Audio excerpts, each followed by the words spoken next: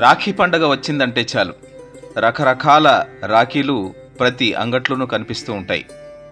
తగరపు కాగితాలతో వివిధ రకాల నక్షత్రాలు, వివిధ పువ్వుల ఆకారాల్లో రాఖీలు కనువిందు చేస్తూ ఉంటాయి. అయితే ఇవన్నీ ఆర్టిఫిషియల్గా తయారు చేసిన రాఖీలు.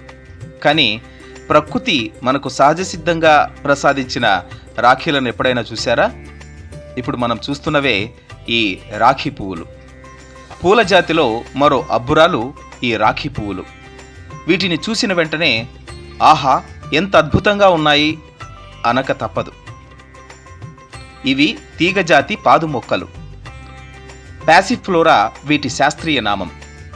వీటిని ఎక్కడ వేస్తే అక్కడ పాదు చక్కగా ఎగబాకి నక్షత్రాల్లాంటి పువ్వులు పూస్తాయి. పూలకు చుట్టూ సన్నటి కేసరాల్లాంటి 100 రేఖలు ఉంటాయి. పువ్వు పైన మధ్య భాగంలో 5 పెద్ద పెద్ద రేఖలు ఉంటాయి. కాబట్టే వీటిని కౌరవ పాండవ పుష్పాలు అని పిలుస్తారు. నక్షత్ర కాంతులీనే రాఖీ పువ్వులు.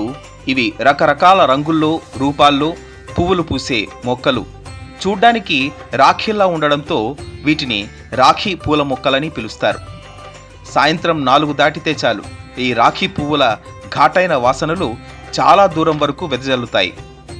ఈ మొక్క నుంచి తీసిన ఎక్స్ట్రాక్టుని హోమియోలో ప్యాసిఫ్లోరా ఇంకార్టినేటా అనే మందును తయారు చేయడంలో ఉపయోగిస్తారు.